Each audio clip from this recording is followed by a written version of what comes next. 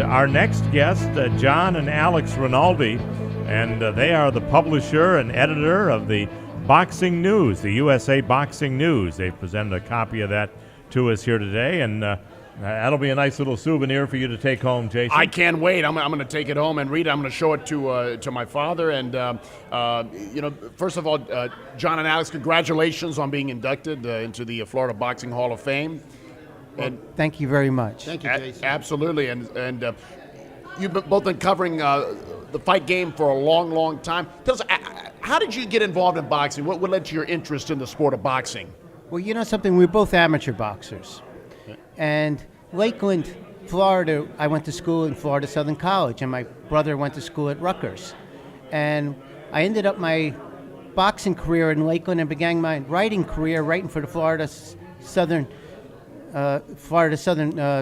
College, their boxing newspaper. Okay. Their newspaper, and I did boxing stories. And what happened was, our father was in the Air Force, and he was the featherweight champion in the U.S. Air Force. Wow, okay. Right during the Korea era. So because of him and we had grandparents and uncles who fought, it seemed only natural when it came to us that somewhere along the line, gloves were going to find our hands. And how far apart in age were you, and who was the better fighter? Well, we're actually born the same day. Oh, y'all are twins. Okay, outstanding. And then who's the thought better you were fighter? I'm 2 years older. A couple of minutes. I'm 2 minutes older. 2 minutes older. There you go. And who's the better fighter? Well, we're different weight classes. You might start another fight now, John. Well, wait a minute. They're Be twins. careful They with should that, be in the but- same weight class. He's a junior welterweight, and I'm a lightweight. Okay. Okay, so still answer the question. And you Who's look like better about fighter? the same size, though. I mean, My brother was a sharper fighter. I had a bigger punch. That's There you a good go. way to So okay. kind of compliment the others. kind of like baseball, one hit for the average, and the other one was the home run hitter. So if I could stay away from his punches, I'd be fine. If he lands one, he's the winner. That's the way. That's it. So and coming up, what were That's the way it went. what were some of the early fighters, some of the bigger fights you had covered or been at or watched? What got your attention the Well, most? what first got my attention, in fact, was your father's promotions Okay. in Tampa. Yes. Phil Leslie Promotions. We covered those in the Curtis Hickson Hall from 1981, 1982. Right. And then plus, we covered the famous Aaron Pryor, Alexis Arguello fight in Miami. One of the best fights of all time. That was probably the first big fight. And the reason we were there is that we knew Roberto Duran.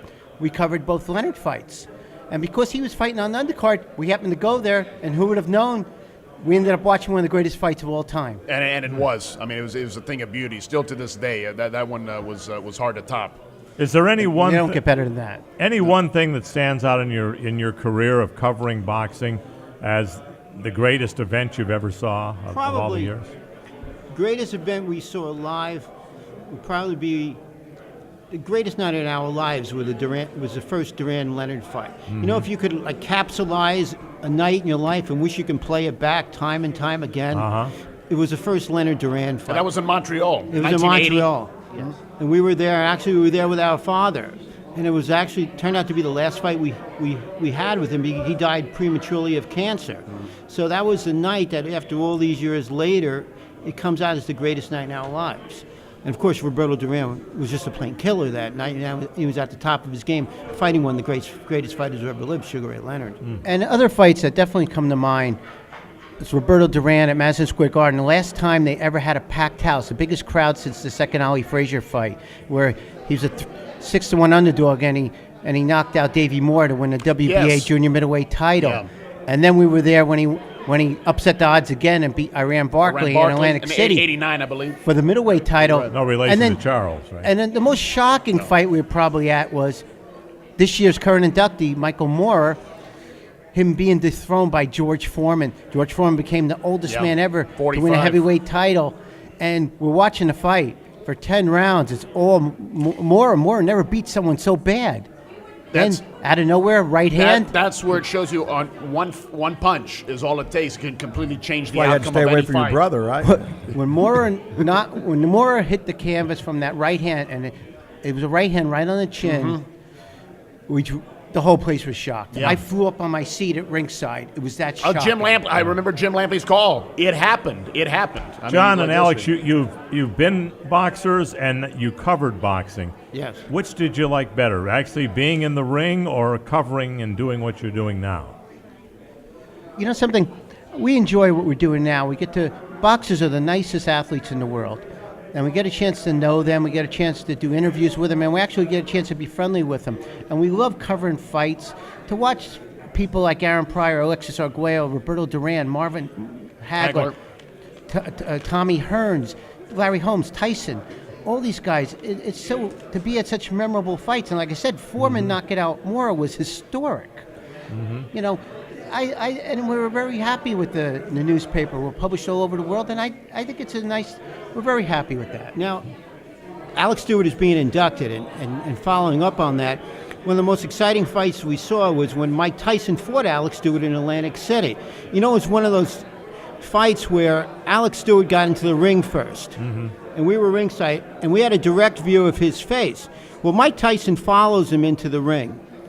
And I don't know if you've ever been live to a Mike Tyson fight. It's one of those fights where you're nervous just sitting in the arena, and you know you're never going to go in the ring with him. And when he entered the arena, he's just wearing shorts, no socks, shoes, gets in the arena, looks directly at Michael Stewart. Alex Stewart, I'm sorry.